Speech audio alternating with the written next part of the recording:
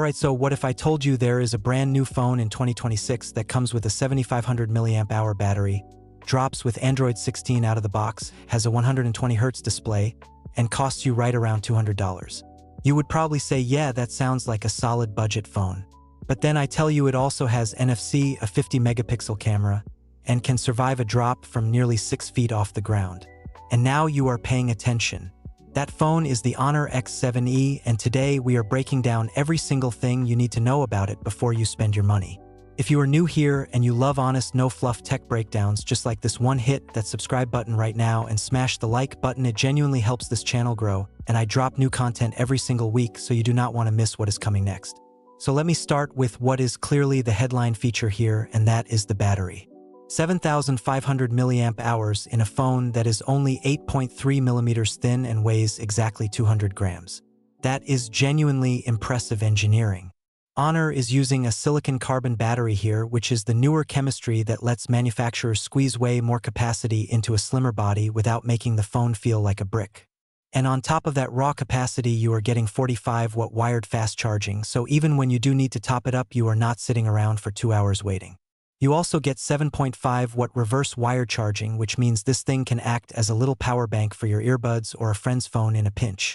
For a $200 device, that is a genuinely useful feature that not enough people talk about. Now the display. 6.61 inches, TFT LCD panel, 120Hz refresh rate, and peak brightness hitting just over 1000 nits. I want to be real with you here because this is where we need to have an honest conversation. It is HD plus resolution at 720 by 1604 pixels. That gives you about 266 pixels per inch. If you are someone who watches a ton of YouTube or streams Netflix every night, you will notice it is not as sharp as a higher resolution panel. Text looks fine, social media looks fine, but side by side with a phone running a full HD display, you will see the difference. The 120Hz smooth scrolling does help a lot in day-to-day use though, and that 1000 nit brightness means you can actually see the screen outside in sunlight, which matters way more than people realize. Under the hood, you have got the Mediatek Helio G81 Ultra built on a 12nm process. This is an octa-core chip with 2 performance cores running at 2 GHz and 6 efficiency cores at 1.7 GHz paired with a Mali G52 GPU. Comes in one memory configuration, which is 6 GB of RAM with either 128 or 256 gigs of storage. Now before you scroll away, let me put this in context. This chip handles everyday tasks completely fine. Social media, WhatsApp, YouTube, email, casual games like Subway Surfers or Among Us run without any hiccups. Where you will notice the limits is if you try to run something like Genshin Impact on high settings or do any kind of heavy multitasking. It is a budget chip doing budget chip things, and for this price, that is perfectly acceptable. Before I get into the camera and software, I just want to say if this video is helping you out, please drop a like right now. It takes 2 seconds, and it tells the algorithm to push this to more people who are trying to make smart buying decisions on a budget. Now back to it. The camera setup is a single 50-megapixel main shooter with an f1.8 aperture and autofocus on the back and a 5-megapixel selfie camera up front. In good daylight, the 50-megapixel sensor actually does a solid job. Colors come out natural, detail is there, and the autofocus is responsive. Where it starts to fall apart is in low light and indoor shots, where the smaller sensor size and lack of any optical image stabilization becomes noticeable. Video maxes out at 1080p at 30 frames per second on both front and back. No 4K here. For social media content and casual family photos, this camera is more than enough.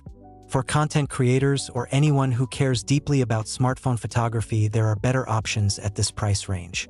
On the software side, you are running Android 16 with Honor Magic OS 10 on top.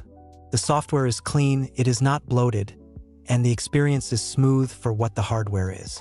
You get features like a side-mounted fingerprint sensor, which is fast and reliable, Bluetooth 5.1, Wi-Fi dual band, NFC, which is huge at this price point for contactless payments, a 3.5mm headphone jack, which a lot of people still care about, FM radio, and a USB Type-C port.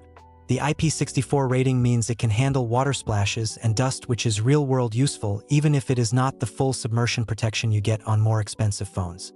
And the 1.8-meter drop resistance is something Honor is genuinely proud of here, and it does give you extra peace of mind if you are prone to dropping your phone.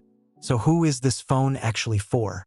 This is for the person who wants a reliable daily driver that will genuinely last 2 days on a single charge. The person who needs NFC for payments but does not want to spend $500. The student, the parent, the person who just needs their phone to work without babysitting it all day. At roughly $200 or about $250 for the 256 gig variant, this is a phone that makes very smart compromises.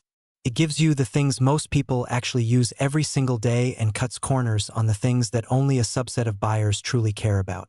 The competition at this price is real though. You have the Redmi A series, Realme C series, and Samsung A series all fighting for the same buyer.